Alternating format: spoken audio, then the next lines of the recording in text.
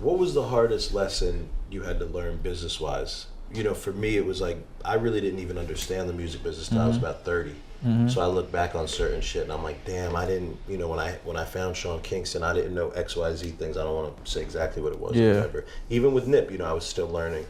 And then I feel like by the time like I had found Crit, I really understood, you know, the game. Just business, bro. Cause like I said, me and Wayne started Young Money, but we started this shit just like, you the CEO, I'm the rapper. Yeah, that's fucking crazy. You know what I'm saying? That's crazy. Like I had the first fucking Young Money tattoo on my neck, but we didn't do the paperwork. You know what I'm saying? So it's like, you feel me? So it's like, you live and you learn. The thing is if you're smart, you'll learn from your mistakes. Yeah, for sure. You know, I really consider you one of the greats. You know how I feel about it. For sure, likewise. And everything. And your poise, which I want to talk about in a second, just how calm, cool, collective you are. But, you know, when I look back on kind of, you know, some of the mistakes that I made, I can't believe that it got me like this far, you know what I mean? Because some of the turns could have been like career-ending turns, you know, but then you kind of, like I said, you learn from that and you're like, all right, I won't do this again, you know? And I just think that it's interesting when you look back on something. Yeah, that shit is growing pains, man. So, I mean, either you're going to learn from it or you could be like, you know what, I fucking quit. I ain't doing this shit no more. The one thing I learned is nobody going to give you shit, you know what I'm saying? Like, you got to. They're going to take it from you before they give it to you. 100%. So you got to know that. Like, nobody going to give you shit. You got to learn as much as you can about everything that you need to know. You know, as fast as you can. Because the shit is moving lightning speed. You know what's crazy about you saying that about you and Wayne, just like you're going to be the president, he's going to be the artist or however that is. There's a book called Good to Great. And basically it's about going from good to great. And there's a real difference between just being good at what you do and great at what you do, right? And they say that if you put a bunch of good people at their job in a school bus or whatever, in a bus and go head out, whatever, you might not know where the destination is, but it's just a bunch of good people. You're only going to get somewhere good. Yeah. But if you put a bunch of great people in a bus and you're headed wherever, you don't know where that bus is going, but most likely there's great people and their greatness going to happen. And the way you are as an exec and the way he is as an artist, that's literally what happened. Yeah, nah, for sure.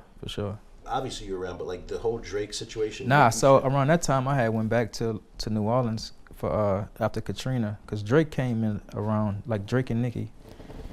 I didn't meet them when they first showed up to Young Money. I had kind of left Miami and went back to New Orleans around 2006, maybe about 2006. And I was back in New Orleans, like starting out the construction and like buying properties and shit, because everything was fucking dirt cheap back in New Orleans. Because of Katrina. So I got into that, and I was into construction for a while, and within that process, I kind of met Kevin Gates. You know, I got my boy brought Kevin Gates to me while I was back in New Orleans doing that shit. Everything happens for a reason. So everything happened for a reason. So while I'm doing construction and shit, and I didn't even want to deal with artists for that time. Like I'm good on artists and shit. I'm straight. I was back at home, just doing my construction, doing real estate, helping out old folks because they was getting ripped off by contractors and shit at the time. So I met a few elderly people that kind of had bad deals and was in their house, but it wasn't finished, had a little bit money left. And I just kind of took on a few jobs, doing that shit, helped a few people, and Kevin Gates happened, you know what I'm saying? And we got into that, and that shit took off. Yeah. Huge. So boom, that happened. And I took Kevin to Young Money and shit to meet Wayne, hopefully to do the deal or whatever. It kind of didn't work out. Kevin had other ideas and shit, so kind of moved on. He did his own deal at Atlantic, and we did that, and shit went great. And from that went from Kevin, years passed, to the Young Boy situation. You know what I'm saying? And that whole process, and it's been good. When did you first hear the words Cash Money? When I first heard it? Yeah, like the first time. Like, was Cash Money like a thing? Because I feel like Cash Money really started with Wayne, right? Nah, hell no. Was popping before him? Hell yeah. So Cash Money was a local record company. With big records out locally? Baby was a rapper. Right, in the beginning. Or even really not even in the beginning. Yeah, so he was him and UNLV had a group called Oh shit, I'm bugging. B32.